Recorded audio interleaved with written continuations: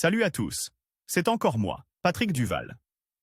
Je vous rappelle que sur ma chaîne, je parle de tout ce qu'on peut faire soi-même. Abonnez-vous si vous aimez bricoler, il y aura plein de choses intéressantes. Et maintenant, passons directement au sujet de cette vidéo. Sans étaux, de nombreux travaux deviendront difficiles à réaliser, et d'autres resteront sans suite. Le prix des étaux de serrurerie ordinaires à partir de 5 000 roubles est considérable. Il est judicieux de les fabriquer soi-même, car cela ne nécessite pas de compétences, d'outils et de matériaux particuliers. Vous aurez besoin de le matériel de base nécessaire à la fabrication des étaux peut être trouvé parmi les déchets inutilisables, un angle équilatéral, un morceau de tôle, une petite bande d'acier, du scotch et du papier à lettres. Les composants suivants nous coûteront un minimum d'argent, 7 écrous identiques et une grande rondelle, une vis courante, 4 ensembles de fixation, écrous, boulons, rondelles, de la peinture en aérosol. Les outils et instruments suivants doivent également être disponibles, boulons, soudure, perceuse, pince et serre-joint, tournevis, et pinceaux, équerre et crayon. Déroulement du travail sur l'étau.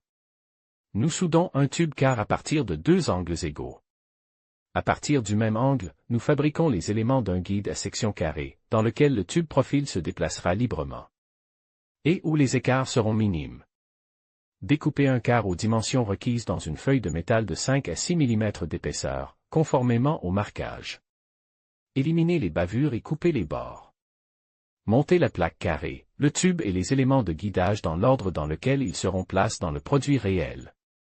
Soudez les pièces du guide et, pour minimiser les écarts, placez le tube car sur le tube car à l'aide de quelques feuilles de papier pliées. Finissez soigneusement la surface du guide. Sur l'un des côtés du tube car, découpez une fente longitudinale à partir de l'extrémité du tube car, à 3 cm de l'autre extrémité. Tracez la plaque carrée et soudez une bande de métal parallèle aux 2 côtes au centre et 2 écrous fermes au milieu. Vissez Y la vis de déplacement. Vérifiez à nouveau la précision des écrous et de la vis et, après avoir recouvert le filetage d'un chiffon, soudez les écrous l'un à l'autre et à la bande. Déplacez la vis le plus possible sur le côté et coupez l'excédent. Nettoyez les cordons de soudure. Assurez-vous que la vis de déplacement et la plaque carrée se déplacent librement dans le tube car avec la découpe inférieure. Placez le guide sur le tube et soudez-le solidement à la plaque par une double soudure en nettoyant l'échelle à l'aide d'un tournevis et d'une brosse métallique. À la fin, les joints sont nettoyés à l'aide d'un bolgar. Arrondir les bords de l'un des écrous, le visser à l'endroit voulu sur le collier de serrage et le souder, en protégeant le filetage. Des projections de métal à l'aide d'un angle. Placez une plaque en forme de U sur l'extrémité avant du tuyau avec la vis de déplacement et la souder. Installez une grande rondelle sur la vis, vissez l'écrou et utilisez une pince pour vérifier sa course en saisissant l'extrémité. Soudez une butée sur le dessus du tube car. Vissez la vis de déplacement jusqu'à la butée. Dans cette position, soudez la mâchoire mobile de la cornière au tube et la mâchoire fixe au guide, en la maintenant en position fermée à l'aide d'une pince. Démontez ensuite les assemblages et renforcez les mâchoires en soudant des butées dures sur toute la largeur de la face arrière. Les joints sont soigneusement nettoyés à l'aide d'un bolgar.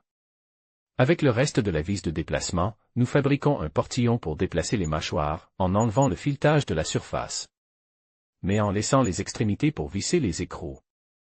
Dévisser un écrou et en mettre un troisième sur la poignée, qui sera soude à l'extrémité de la vis de déplacement, et les 2 autres aux extrémités du portillon. Retournez la plaque carrée et percez des trous dans les coins pour la fixer à l'établi. Démontez l'étau, recouvrir le tube car avec la mâchoire mobile avec du papier et du ruban adhésif, et peindre tous les assemblages.